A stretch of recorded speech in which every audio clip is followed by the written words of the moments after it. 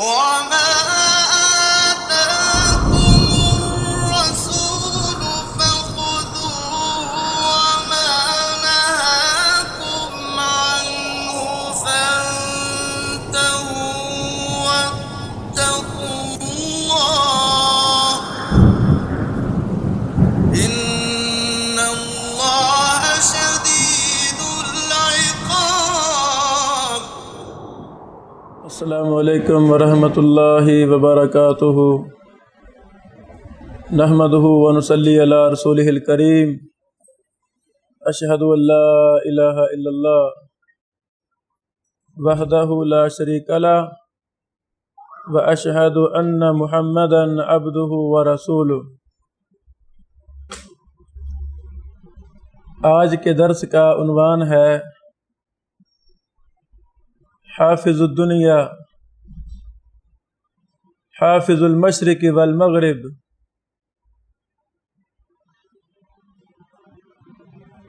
حافظ ابن حجر عسقلانی رحمہ اللہ کی کتب رجال کا منہج. مکمل نام ابو الفضل احمد بن علی بن محمد بن احمد بن حجر عسقلانی رحمہ اللہ 852 ہجری میں فوت ہوئے، جو امیر المومنین فی الحدیث تھے. ساری زندگی حدیث اور علوم حدیث کی خدمت میں گزار دی اور جو بھی کام کیا کمال کیا. سبحان اللہ. ان کی وفات کے بعد آج تک ان جیسا کوئی نہیں آیا. محدث عبد المحسن العباد حافظہ اللہ نے کیا خوب کہا کہ علماء دو شخصوں سے کبھی بھی بے نیاز نہیں ہو سکتے. ایک حافظ ابن حجر عسقلانی اور دوسرے شیخ ناصر الدین البانی رحمہ اللہ ہیں. ابن حجر و دراست مصنفاتہ ایک کتاب ہے. اس میں دکتور شاکر محمود عبد المنعم نے ابن حجر صاحب کی 281 کتب کا ذکر کیا ہے کہ 281 کتابیں تصنیف فرمائیں ابن حجر رحمہ اللہ نے. ہمارا موضوع حافظ ابن حجر عسقلانی کی فن رجال پر کتب کے منہج پر ہے. میرے تھوڑے سے مطالعہ کے مطابق 38 کتابیں فن رجال پر امام ابن حجر عسقلانی رحمہ اللہ نے لکھی ہیں.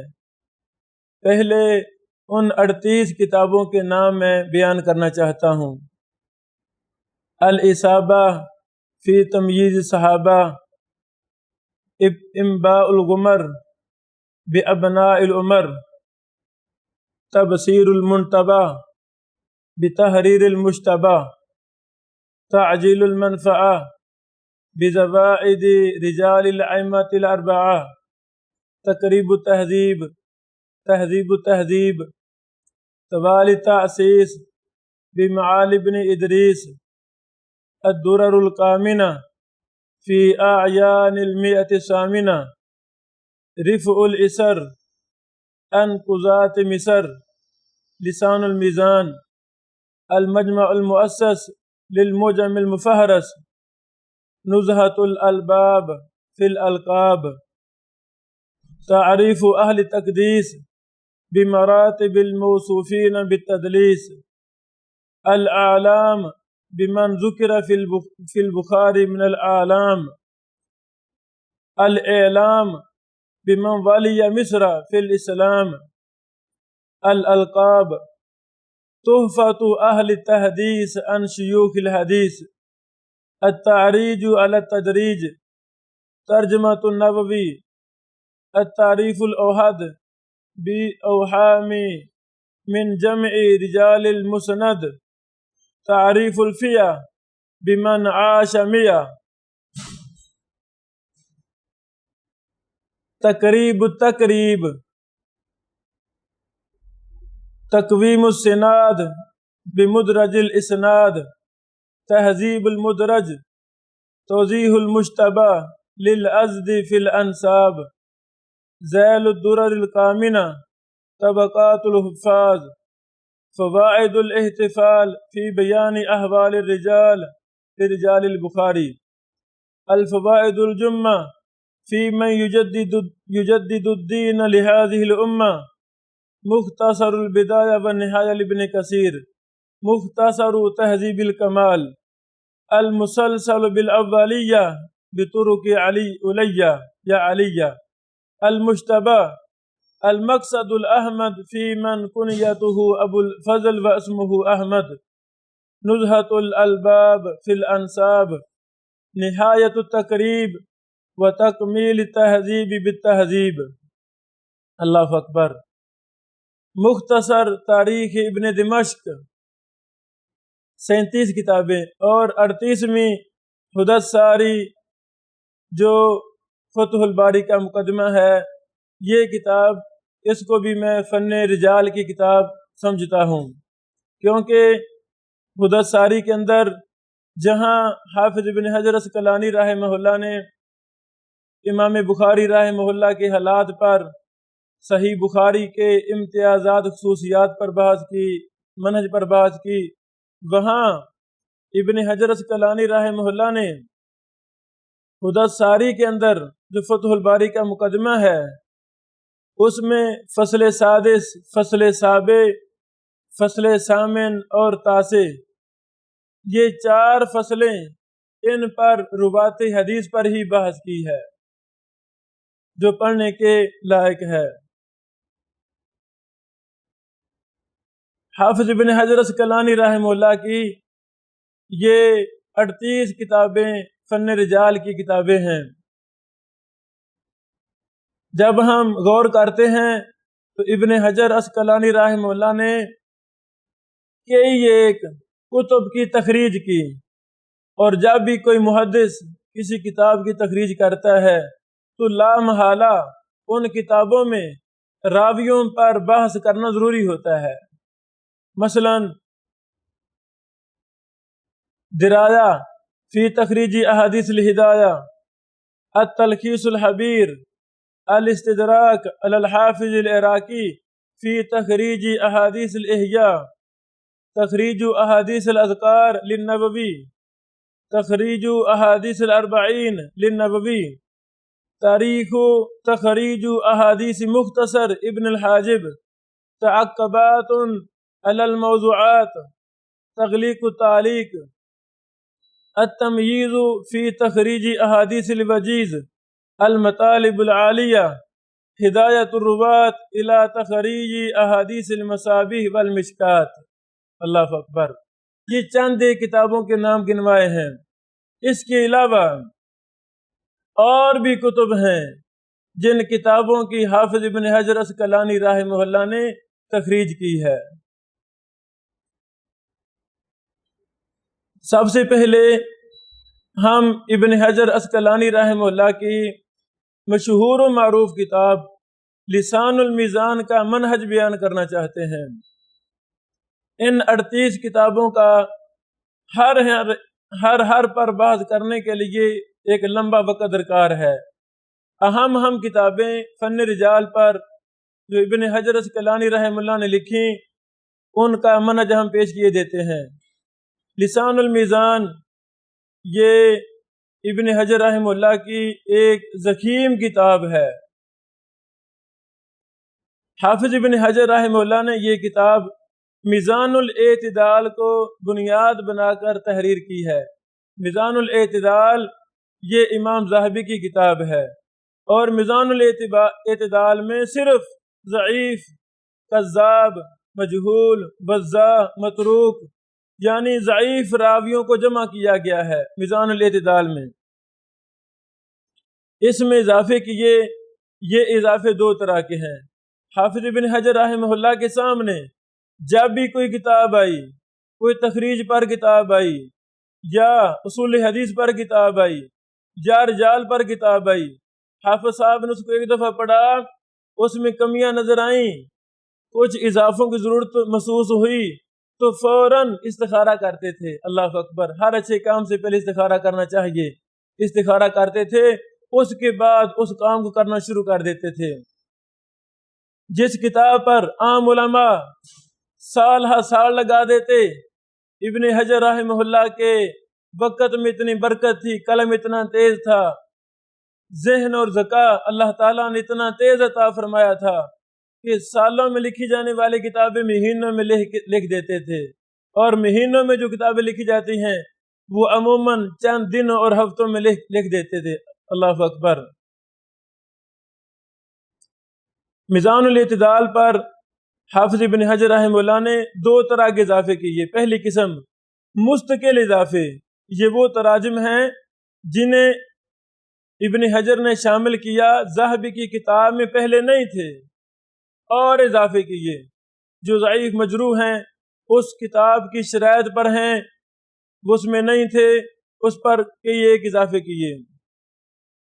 یہ وہ راوی ہیں جو ضعیف ہیں یا ذہبی رحمہ اللہ کی شرط کے مطابق ہیں کہ متقدمین کی کتب میں موجود ہیں.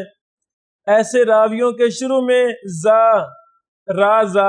زا کی علامت لگاتے ہیں، جس کا مطلب ہے زوائد، کہ یہ راوی جس کے شروع میں زا لکھا ہوگا یہ ابن حجر اسقلانی رحمہ اللہ کی طرف سے میزان پر اضافہ ہے. دوسری قسم وہ تراجم جو میزان الاعتدال سے لیے گئے.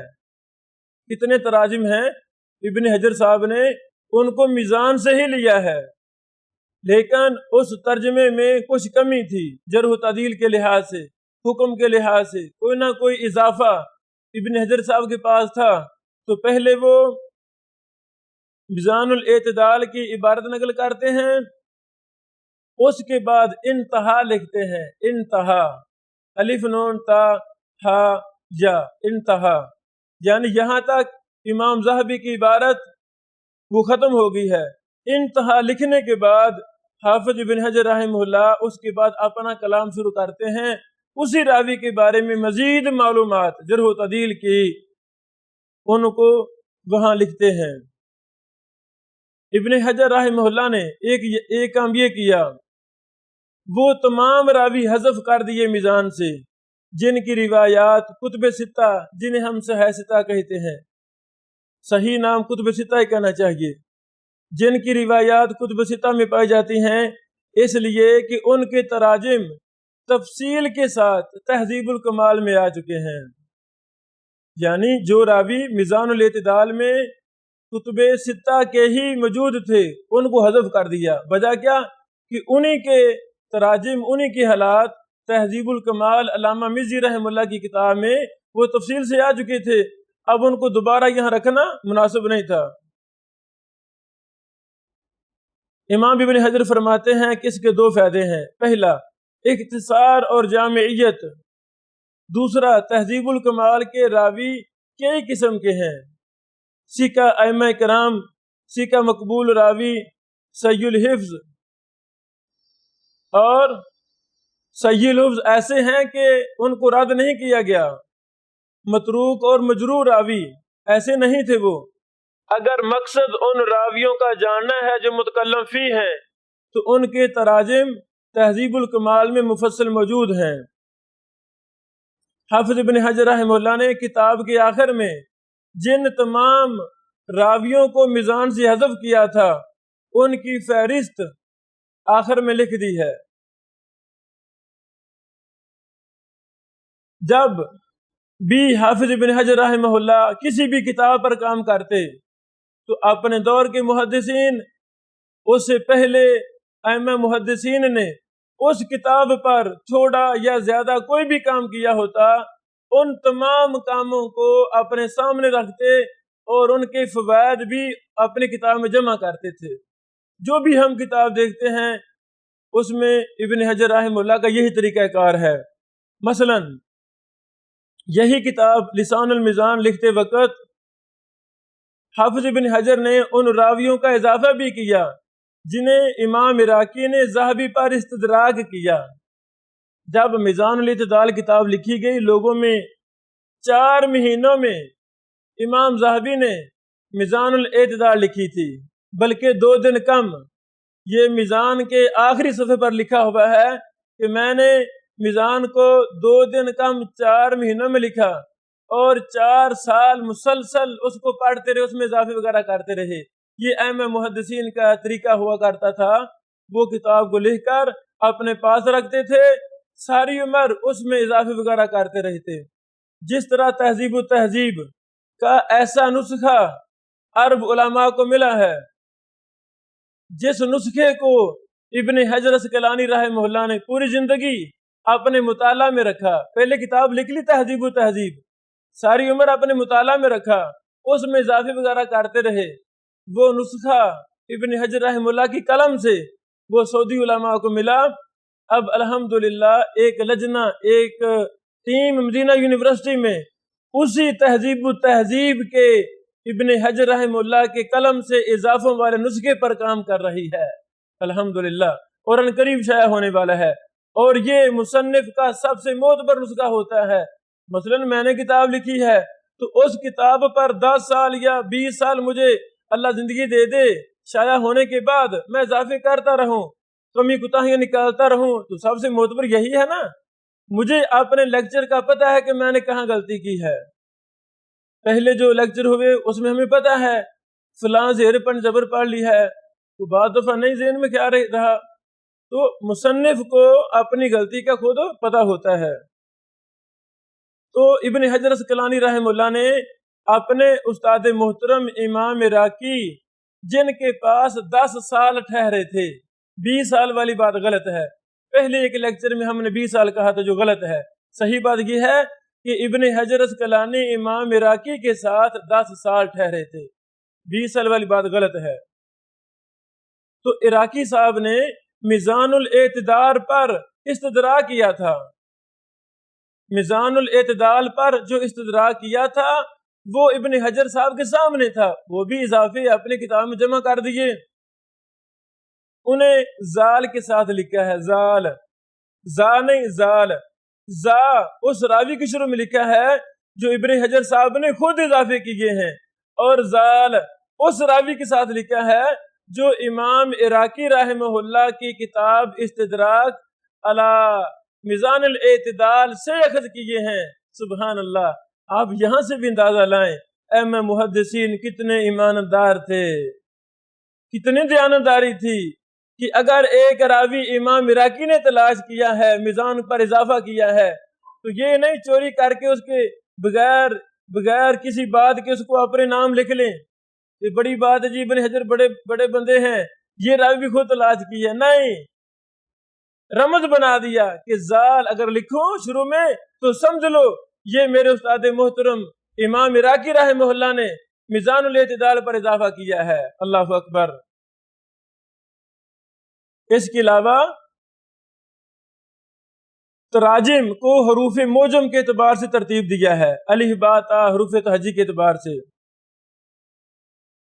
کتاب کی ترتیب، راویوں کے نام، کنیتیں اور مبہمات کی بھی تفصیل بیان کی ہے۔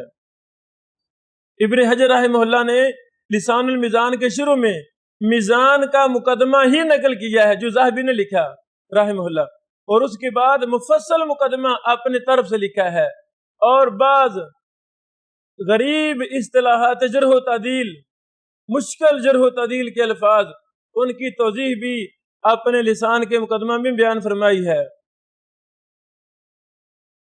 میزان الاعتدال جس پر اضافے کیے ابن حجر صاحب نے، میزان میں کل راوی 11,053 ہیں، اور لسان المیزان میں کل راوی 18,087 ہیں یا 37 ہیں، 18,000 سے زیادہ ہیں۔ یہ ابن حجر اسقلانی رحمہ اللہ کی ضعیف اور جھوٹے راویوں پر مشتمل کتاب لسان المیزان کا تعارف ہے اور منہج ہے۔ اللہ اکبر۔ یہ کتاب کوئی بھی محدث اور محقق اس کتاب سے مستغنی نہیں ہو سکتا، اس کو لازم پکڑنا چاہیے۔ ابن حجر اسقلانی رحمہ اللہ کی دوسری مشہور و معروف کتاب تہذیب التہذیب کا منہج، یہ بھی بڑی کمال کتاب ہے۔ تہذیب التہذیب یہ کتاب تہذیب الکمال مزی صاحب کا خلاصہ ہے۔ ابن حجر صاحب کے بارے میں میں نے بولا نا پہلے شروع میں، ان کے سامنے جو بھی کتاب آتی اس میں کوئی کمی ہوتی، دیکھتے یہ کمی ہے، اس کو پورا کرنا چاہیے، اس کتاب پر کام کرنا شروع کر دیتے۔ اگر زیادہ مفصل کتاب ہے جو ڈر ہے کہ لوگ اس کو چھوڑ نہ دیں یا جھجک محسوس کریں، وقت بہت چاہیے مطالعہ کے لیے، اس کا فوراً خلاصہ کرتے، اور ایسا خلاصہ کرتے، ایسے اضافے کرتے کہ وہ ایک مستقل کتاب ہوتی۔ کتاب کی ترتیب، کتاب کی تدوین، ابواب بندی اور بحث کرنا، یہ ایک محدث اور محقق کی بہترین علامت ہوتی ہیں۔ تو جب ہم ابن حجر رحمہ اللہ کی کتب کا مطالعہ کرتے ہیں تو ماشاءاللہ ہمیں ابن حجر اسقلانی رحمہ اللہ بہت بڑے مصنف اور محقق نظر آتے ہیں۔ کمال درجہ کا انداز ترتیب ہے، انداز تصنیف ہے۔ اللہ تعالی ہمیں بھی وہی عطا فرمائے۔ ہمیں ابن حجر اسقلانی رحمہ اللہ کی کئی ایک کلمی مخطوطات دیکھنے کا موقع ملا ہے۔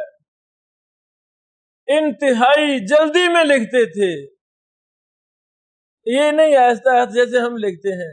وقت تھوڑا ہوتا تھا، قاضی القضات بھی تھے ماشاءاللہ، لوگوں کے فیصلے بھی کرنے ہوتے تھے، تو لکھائی میں بہت تیز تھے۔ بلکہ بعض ایسی بھی ہمیں مخطوطات ملے ہیں، ہم نے دیکھا ہے ابن حجر رحمہ اللہ قلم رکھ دیا ہے، لکھ رہے ہیں تو لفظوں کو توڑ توڑ کر لکھنا، مثلا ہم الگ، نے الگ، کہا الگ، نہیں، وہ سارے لفظ اکٹھے ہی لکھ رہے ہیں۔ اللہ اکبر۔ بعض ایسے بھی مخطوطات ملے کہ جس طرح ہم پہلے ایک صفحہ لکھتے ہیں پھر دوسرا صفحہ، نہیں، ابن حجر رحمہ اللہ نے اگر یہاں سے لکھنا شروع کیا ہے ایک طرف سے، یہ صفحہ مکمل ہوا تو ساتھ اگلا بھی لکھ رہے ہیں، قلم نہ اٹھانا پڑے، جلدی وقت بچنا چاہیے۔ اگلی لائن شروع کی ہے تو توڑ دونوں صفحے لکھ رہے ہیں، اس طرح لکھتے جا رہے ہیں رحمہ اللہ رحمۃ واسعہ۔ تہذیب و تہذیب، یہ ابن حجر اسقلانی رحمہ اللہ کی رجال کی بڑی مشہور و معروف کتاب ہے۔ یہ تہذیب الکمال کا خلاصہ ہے، جس میں کل راوی 12,019 ہیں۔ اس میں کئی ایک زیادات بھی موجود ہیں۔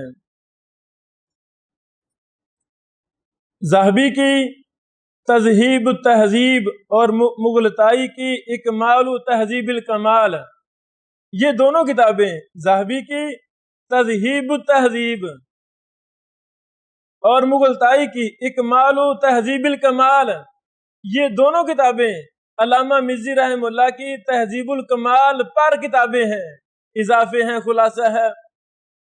تو ابن حجر رحمہ اللہ نے جب تہذیب الکمال کا خلاصہ خود لکھا تو ان دونوں کے فوائد بھی اپنے کتاب میں جمع کیے۔ مزی رحمہ اللہ نے جو واقعات اور روایات راویوں کے حالات میں نقل کی تھیں، ابن حجر رحمہ اللہ نے انہیں حذف کر دیا، اور مزی رحمہ اللہ کی شرط پر کئی ایک روایات کا اضافہ بھی کیا۔ جب بھی اپنی تعلیق لکھتے ہیں تو اس سے پہلے لکھتے ہیں قل تو، میں نے کہا، جب اضافہ کر رہے ہیں پھر کہتے ہیں قل تو۔ امام ابن حجر اسقلانی رحمہ اللہ کتنے ذہین اور زیرک محدث اور محقق تھے، انہوں نے تہذیب الکمال کا خلاصہ کیوں کیا؟ تاکہ طلبہ اور علماء جلدی فائدہ اٹھا سکیں کہ ایسی کتاب ہو جو اس کا خلاصہ بھی آ جائے اور بھی راوی اور بھی فوائد جو دل اس میں جمع ہو جائیں۔ تہذیب و تہذیب لکھی، یہ بھی ماشاءاللہ 8-10 جلدوں میں ہے۔ تو پھر ابن حجر رحمہ اللہ نے اور غور کیا کہ کیوں نہ میں تہذیب و تہذیب کا ایک اور خلاصہ تیار کروں کہ 8-10 جلدیں جو صرف ایک جلد کے اندر ہوں، ایک راوی کا درجہ، اس کا مرتبہ، اس کا سن وفات اور اس کا جرح و تعدیل کے لحاظ سے حکم، وہ کس کتاب کا راوی ہے، یہ ساری چیزیں ایک آدھی لائن میں آ جائیں، سبحان اللہ، تاکہ طلبہ علوم نبوت بڑی آسانی کے ساتھ راوی پر پہنچ سکیں اور راوی کا حکم جلد معلوم کر سکیں کہ راوی سکہ ہے، ضعیف ہے، مجہول ہے، مقبول ہے، وغیرہ وغیرہ، کیسا راوی ہے۔ تو تہذیب و تہذیب کا خلاصہ لکھا تقریب التہذیب کے نام سے۔ اللہ اکبر، تقریب التہذیب کے نام سے۔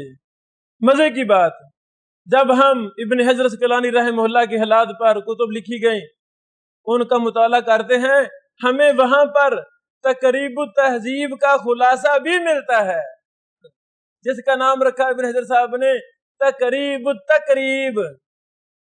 آپ ایسے سمجھے تہذیب الکمال میزی کا خلاصہ ابن حجر صاحب نے کیا، نام رکھا تہذیب التہذیب۔ تہذیب التہذیب کا خلاصہ ابن حجر صاحب نے لکھا، نام رکھا تقریب التہذیب۔ تقریب التہذیب کا خلاصہ پھر لکھا جس کا نام رکھا تقریب التقریب۔ یہ تقریب التقریب نامی کتاب فی الحال یہ مفقود ہے، نہیں ملی، اللہ کرے یہ بھی مل جائے اور امت مسلمہ اس کتاب سے فائدہ اٹھائے۔ تقریب التہذیب کا منہج حافظ ابن حجر رحمہ اللہ نے اس کتاب کے مقدمہ میں تفصیلاً لکھ دیا ہے، روات کی درجہ بندی کی ہے، مراتب لکھے ہیں اور رموز پر تفصیل بیان کی ہے۔ خواب لکھوں گا تو مراد بخاری کا راوی ہوگا، میم لکھوں گا تو مراد مسلم کا راوی، دال لکھوں گا تو ابو داؤد کا راوی، وغیرہ وغیرہ۔ چار لکھوں گا، چار تو سنن اربع کا راوی، اگر عین لکھوں گا تو کتب ستہ کا راوی، وغیرہ وغیرہ۔ وہاں پر یہ تفصیلات موجود ہیں۔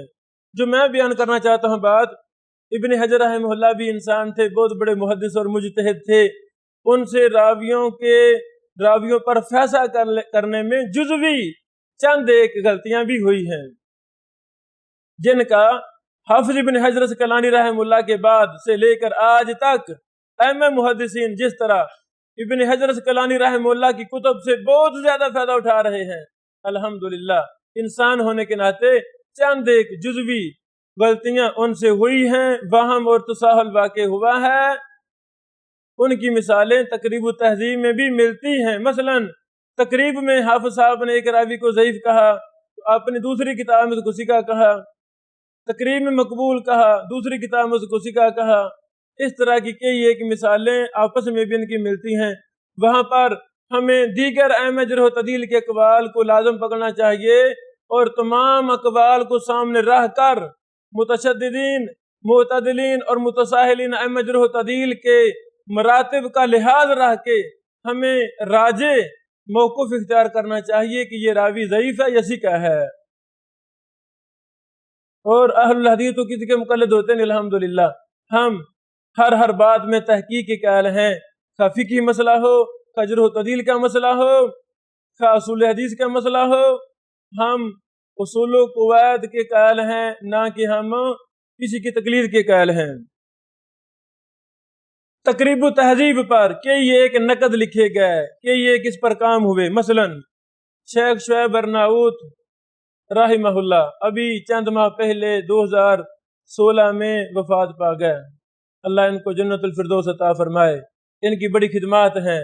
شعیب ارناؤت حافظہ اللہ حنفی ہیں، لیکن آخر عمر میں انہوں نے اپنے غلط حنفی عقائد و نظریات سے رجوع کر لیا تھا، اور انہوں نے کہا تھا کہ میں سلف صالحین کے منہج پر، عقائد پر میں ہوں، میں اپنی پہلی باتوں سے رجوع کرتا ہوں۔ ان کی یہ یوٹیوب پر ان کی ویڈیو موجود ہے، رحمہ اللہ بہت بڑے محدث تھے، اردن اور دمشق میں اکثر یہ مقیم رہے، ان کی بڑی خدمات ہیں، اللہ اکبر، اللہ ان سے راضی ہو جائے۔ مسند احمد کو تاریخ میں 50 جلدوں پر تحقیق کرنے والے یہی اللہ کے شیر تھے۔ اس طرح کے یہ کتابوں پر، صحیح ابن حبان پر کام، سنن اربع پر کام اور دیگر کے یہ کتابوں پر ان کے کام ہیں، اور ماشاءاللہ بہت ہی عمدہ کام ہیں، اللہ ان سے راضی ہو جائے۔ جزوی طور پر ان سے بھی غلطیاں ہوئی ہیں۔ مسند احمد میں جب اللہ نے ہمیں اس کام پر موقع دیا تو اس میں ہمیں کئی ایک جگہوں پر نظر آیا کہ شعیب ارناؤت رحمہ اللہ سے بھی کئی غلطیاں ہوئی ہیں۔ شیخ شعیب ارناؤت اور دکتور بشار آباد معروف، یہ بھی ایک موجودہ دور کے بہت بڑے محدث ہیں، ان کی بڑی لمبی چوڑی خدمات زندہ ہیں، حافظ اللہ، ان دونوں نے مل کر تقریب التہذیب پر مفصل کام کیا، جس کا نام رکھا تحریر علی تقریب التہذیب، تحریر کے نام سے مشہور ہے۔ تو اس میں انہوں نے ابن حجر رحمہ اللہ کے ساتھ موافقت بھی کی، بہت زیادہ کی، اور جہاں کہیں اختلاف تھا ابن حجر صاحب نے مجہول کہا ہے تو انہوں نے دلائل دے کر ثابت کیا یہ ثقہ راوی ہے، صدوق راوی ہے، وغیرہ وغیرہ، نقد بھی کیا۔ یہ 4 جلدوں میں کتاب چھپی ہے۔ جب یہ کتاب چھپی تو عراق کے محدث زندہ ہیں شیخ ماہر یاسین الفہل حافظہ اللہ، ہمارے ان سے اچھے رابطے ہیں، اللہ ان کو سلامت رکھے، ان کی خدمات حدیث قبول فرمائے۔ بہت بڑے محدث ہیں ماہر یاسین الفہل، ان کی کتب میں سے الجامع فی الفوائد والعلل ہے، 6 جلدوں میں مطبوع ہے، پاکستان میں بھی دستیاب ہے، اور بھی ان کی کئی ایک کتب ہیں الحمدللہ۔ جرح و تعدیل کے موجودہ محدثین میں سے ایک ان کا بہت بڑا نام ہے علوم حدیث وغیرہ میں۔ شیخ ماہر یاسین الفہل نے تحریر جو شیخ شعیب ارناؤت اور شیخ دکتور بشار آباد معروف دونوں نے کام کیا تھا، اس پر نقد لکھا، جس کا نام رکھا کشف الایہام لما تضمنہ تحریر تقریب من الاوہام۔ پھر ایک عرب عالم نے تقریب التہذیب کو، اس کے نیچے حاشیہ تحریر کو، اور اس کے نیچے یہ ماہر یاسین صاحب کی کتاب کشف الایہام، تینوں کو اکٹھا کر کے شائع کیا۔ اوپر متن ہے تقریب التہذیب کا، نیچے تحریر کا متن ہے، اور نیچے کشف الایہام کا متن ہے، تاکہ یہ تینوں اصل کتاب اور دونوں نقد، تحریر کا نقد وہ بھی طلبہ علوم نبوت کے سامنے ہو۔ ویسے کشف الایہام عام علیحدہ بھی شائع ہوئی ہے۔ ایک عرب عالم کا نام ہے اسام بن موسیٰ الخزرجی، انہوں نے المحصول باوہام الحافظ بین کتاب تہذیب تہذیب و کتاب تقریب تہذیب کے نام سے کتاب لکھی۔ ابن حجر صاحب سے جو چند غلطیاں اوہام ہوئے ہیں تہذیب و تہذیب اور تقریب و تہذیب کے مابین، آپ ان میں جو غلطیاں ہوئی ہیں ان پر ایک جامع کتاب لکھی۔ استاد محترم شیخنا المحدث جرح و تعدیل کے امام، جن کا منہج اعتدال محدثین کا ہے، اور پاکستان میں اللہ تعالیٰ نے ان کو عظیم مرتبہ عطا فرمایا ہے۔ میری مراد شیخ ارشاد اللہ قصری حافظہ اللہ، جن کی کتب سے شیخ البانی رحمہ اللہ نے بھی استفادہ کیا، اور کئی ایک مقامات پر ضعیفہ وغیرہ میں شیخ قصری صاحب کا احترام کے ساتھ نام بھی لیا ہے رحمہ اللہ رحمتاً واسعہ۔ استاد محترم شیخ ارشاد اللہ قصری حافظہ اللہ نے تقریب پر کام کیا، کچھ استدراک کیا، کچھ نقد بھی کیا، وہ مطبوع ہے ایک جلد میں ہمارے پاس ہے۔ انڈین محدث پھر پاکستان میں رہے، پھر سعودیہ میں چلے گئے۔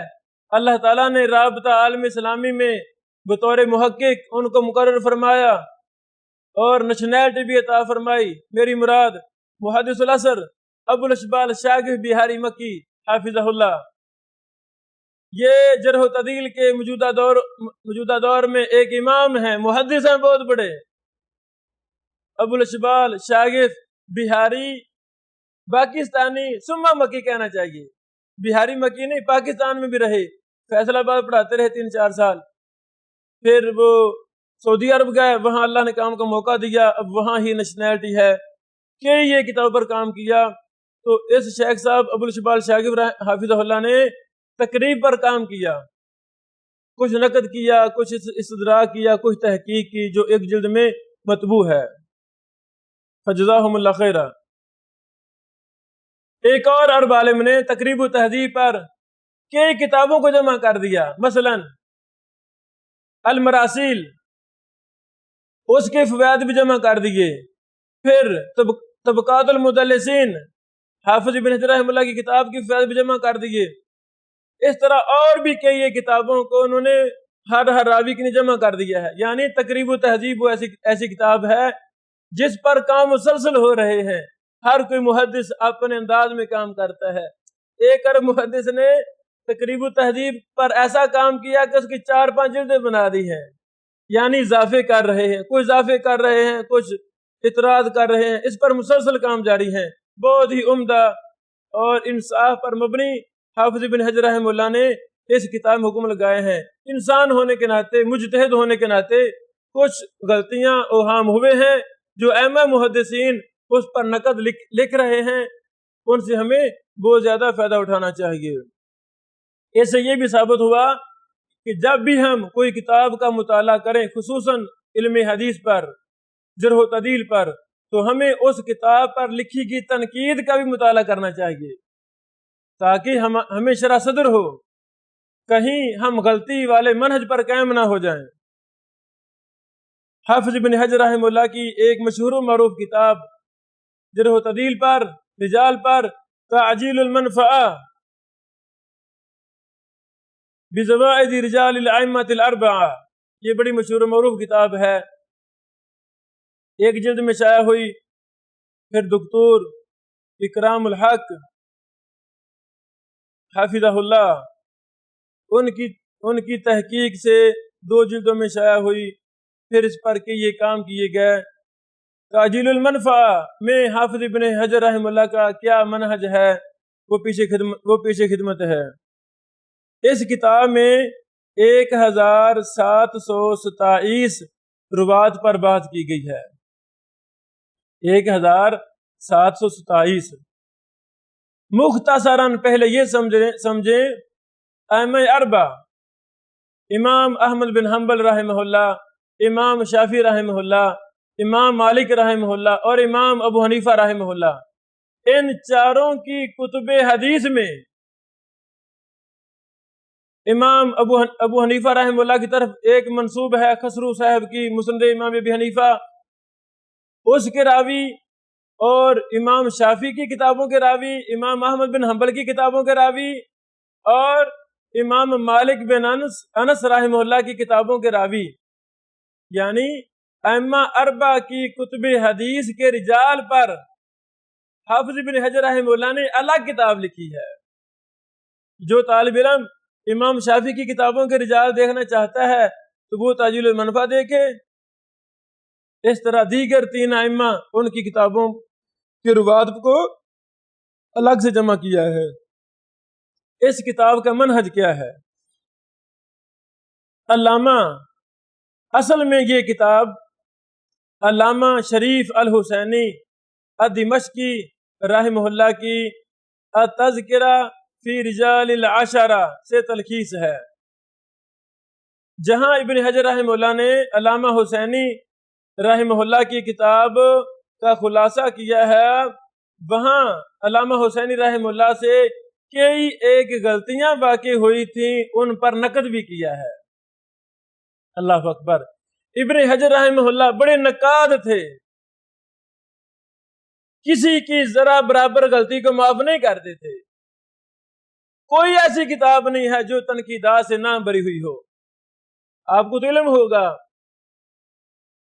علامہ بدر الدین عینی الحنفی رحمہ اللہ نے صحیح بخاری کی شرح میں کئی ایک جگہوں پر فتح الباری پر اعتراضات کیے۔ ایک روایت کے مطابق وہ فتح الباری کے نسخے لے جاتے تھے اور پھر اس سے فائدہ بھی اٹھاتے اور تنقید بھی کرتے۔ دوسری روایت کے مطابق چوری کے انداز میں وہ کتاب منگواتے تھے ابن حجر کو بتائے بغیر۔ علامہ عینی رحمہ اللہ کی بیوی صاحبہ اور ابن حجر اسقلانی رحمہ اللہ کی بیوی صاحبہ دونوں آپس میں بہنیں تھیں، تو وہ آپس میں گٹ مٹ کر کے کام خراب کر لیتے ہیں اور فتح الباری لے جاتے ہیں۔ دوسری بہن لے جاتی تو علامہ بدر الدین عینی اس سے فائدے اٹھاتے اور بغیر ابن حجر کا نام لیے رحمہ اللہ عبارتوں کی عبارت نقل کر رہے ہیں، نام بھی نہیں لیتے، اور پھر الٹا بعد میں اعتراض کرتے ہیں، تنقید کرتے ہیں۔ آدھی کتاب جب فتح الباری لکھی گئی تو آدھی سے زیادہ ابن حجر رحمہ اللہ کو شک پڑ گیا کہ میرے تو مخطوطے کہیں غائب ہوتے ہیں، بعد دفعہ شک پڑ گیا، انہوں نے پھر تالا لگا لیا۔ جس نے بھی بدر الدین عینی رحمہ اللہ کی شرح صحیح بخاری پڑھی ہے عمدۃ القاری کے نام سے، وہ جانتا ہے کہ جو آدھی شرح صحیح بخاری ہے بدر الدین عینی صاحب کی، انہوں نے بڑی بحثیں کی ہیں فقہ پر وغیرہ وغیرہ اور بڑے اعتراضات کیے ہیں. جب اگلی عادی شروع ہوئی ہے تو کام سارا خراب ہو گیا ہے.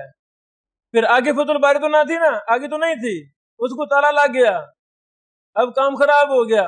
پھر وہ روات پر بات کرنے شروع کر رہے ہیں, راویوں پر باتیں کرتے زیادہ سے زیادہ, تاکہ وہ کتاب کا منہج لمبی کتاب بنانی تو وہ قائم رہے. رحمہ اللہ رحمتاً واسعہ, بہت بڑے محدث تھے. بہرحال جب ابن حجر اسقلانی رحمہ اللہ کے سامنے عمدۃ القاری علامہ بدر الدین عینی حنفی رحمہ اللہ کے سامنے آئی تو ابن حجر صاحب نے دیکھا اس نے تو مجھ پر اعتراض کیے ہیں بیجا.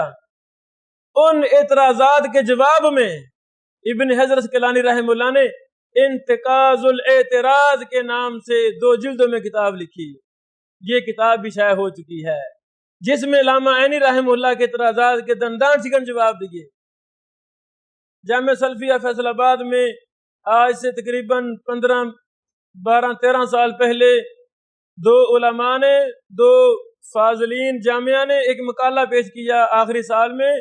ان کا مقالہ یہ تھا کہ فتح الباری اور عمدۃ القاری کا ہم تقابل کریں گے, کون کون سی باتیں وہی ہیں عمدۃ القاری میں جو فتح الباری سے لی گئی ہیں. انہوں نے ایک جلد پر تقابل کیا اور ایک مقالہ تیار کیا. ایک نہیں 2 نہیں سینکڑوں عبارتیں ابن حجر رحمہ اللہ سے علامہ عینی حنفی نے لی اور نام تک نہیں لیا, لفظ بلفظ وہ نقل کرتے جا رہے ہیں اور الٹا آگے اعتراض کر رہے ہیں. تو بہرحال علامہ ابن حجر اسقلانی رحمہ اللہ بڑے نقاد تھے, کسی کی غلطی کو معاف نہیں کرتے تھے, فوراً تنقید کرتے تھے. اللہ تعالیٰ نے ان کو بڑا وسیع علم عطا فرمایا تھا, علم میں پختگی عطا فرمائی تھی, اس لیے تو ان کو امیر المومنین کہا گیا ہے, حافظ دنیا کہا گیا, حافظ المشرق والمغرب کہا گیا, خاتمۃ المحدثین کہا گیا.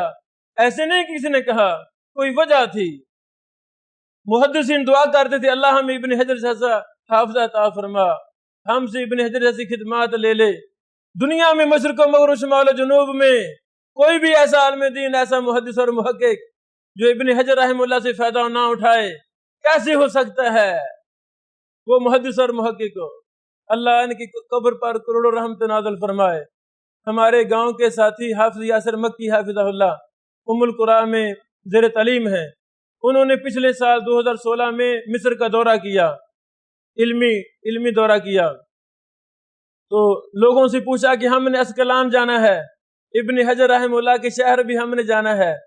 تو وہاں بھی گئے, وہاں جا کر کہا بھی ہم نے ابن حجر رحمہ اللہ کی قبر پر جانا ہے, دعا کرنی ہے, ویسے دیکھنا ہے.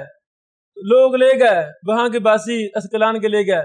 حافظ یاسر مکی صاحب فرماتے ہیں کہ واحد کسی محدث کسی امام کی قبر ایسی ہم نے دیکھی ہے جہاں پر شرک و بدعت نہیں ہو رہا.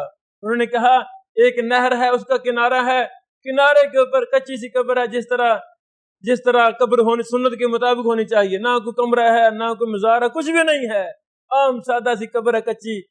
شیخ الاسلام ابن حجر رحمہ اللہ کی وہاں یہ سادہ سی قبر ہے اور اس پر کوئی شرکیہ اعمال نہیں ہو رہے. اللہ اکبر. بہرحال تعجیل المنفعہ یہ علامہ الحسینی رحمہ اللہ کی کتاب التذکرہ فی رجال العشرہ کا خلاصہ ہے.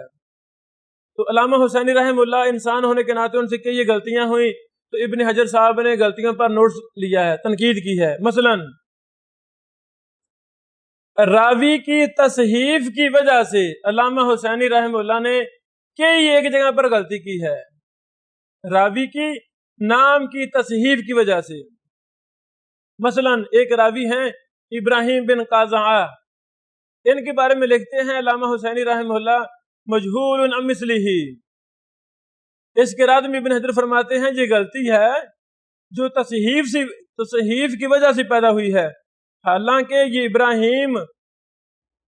ابراہیم نخعی ہیں, اور یہاں تھا نا ابراہیم بن قازعہ, اور لفظ بن یہ بن نہیں ہے, یہ ان تھا, ان. ابراہیم قازعہ سے روایت کر رہے ہیں, تو بن تصحیف ہو گیا ان, اصل میں تھا ان تصحیف ہو گیا بن میں. تو علامہ حسین دمشقی سمجھ بیٹھے یہ راوی ہے ابراہیم بن قازعہ, اس لیے کہہ دیں یہ مجہول ہے مجہول ہی کہنا تھا. راوی کے اندر تصحیف ہوگی، ان بن گیا بن سے، یعنی اصل میں تھا وہاں ان، تو تصحیف ہوگی بن گیا بن، کام ہی سارا خراب ہو گیا. ابن حجر صاحب نے اس پر نوٹس لیا. تو اس طرح کی کئی ایک مثالیں میں رقم و ترجمہ تاجیل منفع کا بتا دیتا ہوں، آپ دیکھ سکتے ہیں. 100 نمبر راوی، 143 نمبر، 351 نمبر، 459 نمبر، 514 نمبر، 799، 899 اور 1154 نمبر راوی تاجیل المنفع میں آپ دیکھ سکتے ہیں.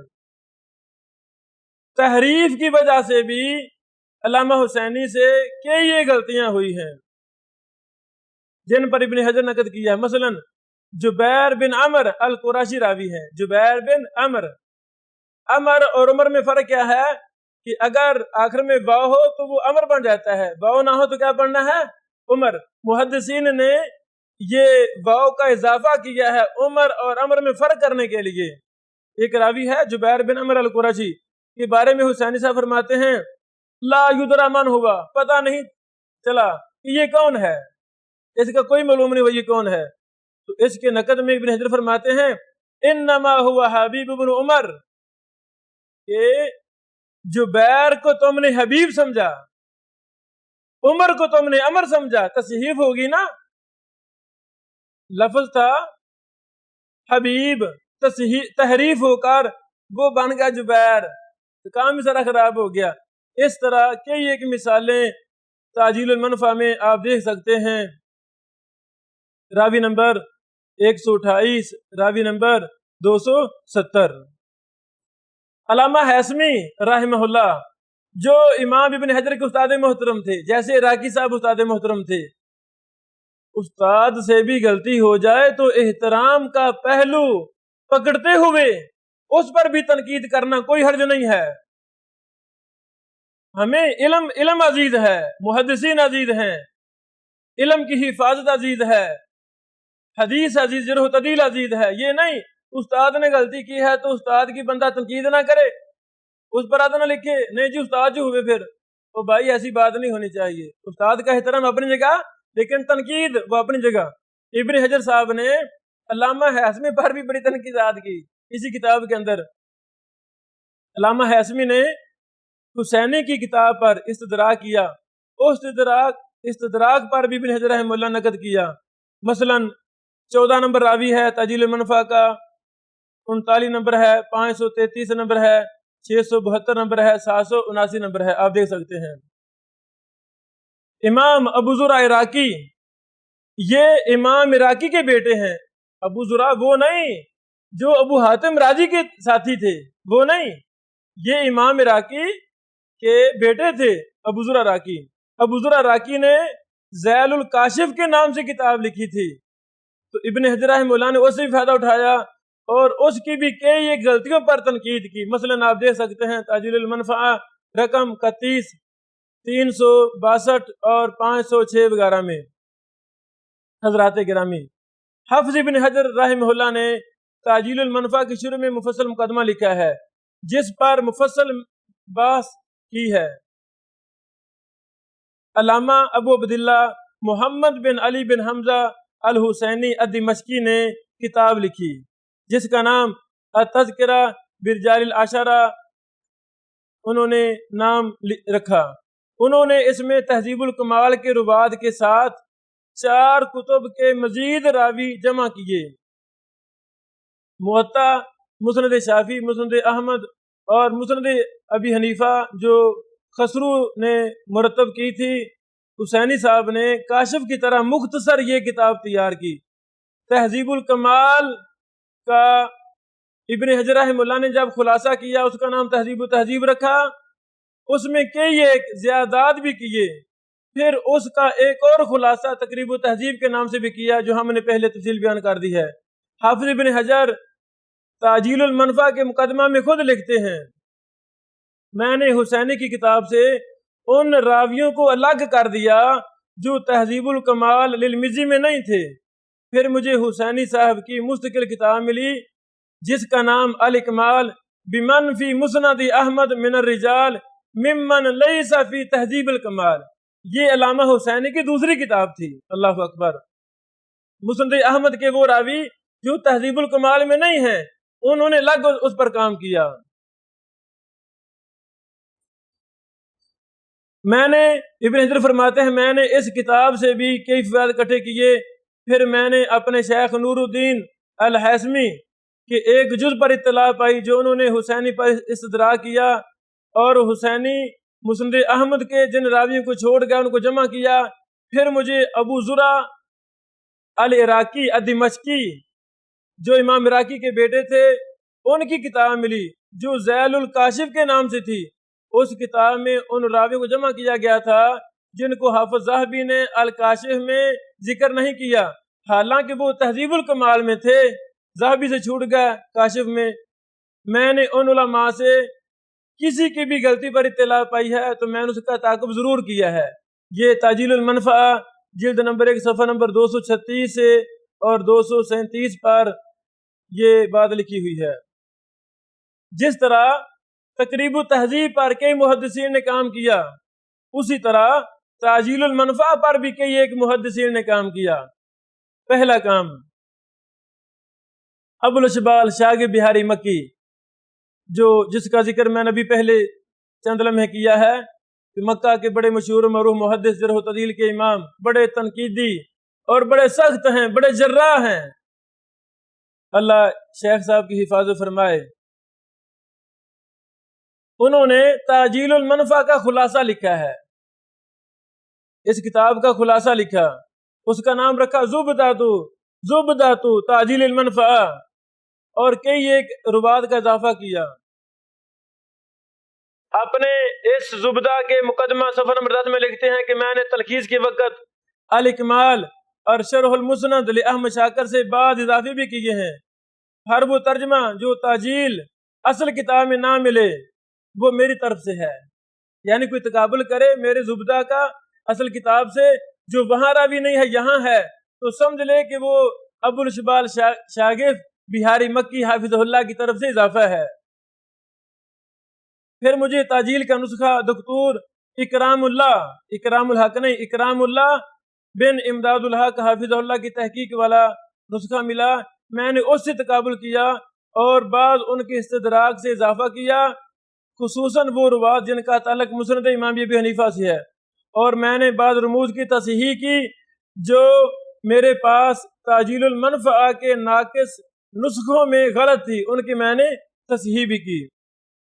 زبدہ تاجیل المنفعہ کے اندر 1400 راوی جمع کیے ہیں ابو الاشبال شاگرد صاحب نے حافظہ اللہ، اور ہمارے استاد محترم شیخ ارشاد اللہ قصری حافظہ اللہ نے تاجیل المنفعہ پر ایک اور استدراک کیا۔ وہ راوی جو ابن حجر اسقلانی رحمہ اللہ کو نہیں ملے، انہی کی شرط پر تھے، ایم اربعہ کی کتب کے راوی ہیں اور تہذیب الکمال میں بھی نہیں ہیں، ان کو اکٹھا کیا، جس کا نام استاد محترم نے اتمام المنفعہ بتاجیل المنفعہ رکھا۔ یہ تقریباً 150 صفحے پر مشتمل کتاب عربی کے اندر اچھے انداز میں پچھلے سال شائع ہوئی ہے۔ آج کا ہمارا لیکچر اپنے اختتام کو پہنچا۔ ان ساری معلومات سے یہ ہمیں معلوم ہوتا ہے کہ حافظ ابن حجر اسقلانی رحمہ اللہ کوئی معمولی شخص نہیں تھے، بہت بڑے امام اور محدث تھے، جنہوں نے ساری زندگی قرآن اور حدیث کی خدمت کرتے کرتے گزار دی۔ اللہ سے دعا ہے اللہ تعالی ہمیں بھی اہم محدثین کا جانشین بنائے، اور ہم سے بھی حدیث، علوم حدیث، جرح و تعدیل میں ابن حجر رحمہ اللہ کی طرح اور ان سے بھی اچھے، ان سے ممتاز، کہ اللہ تعالی ہم سے کام لے لے اور ہمیں قرآن و حدیث کے خادموں میں ہمارا شمار فرمائے، ہمارا خاتمہ ایمان پر فرمائے۔ باخر دعوانا ان الحمدللہ رب العالمین۔ مولاي صل وسلم دائما ابدا على حبيبك خير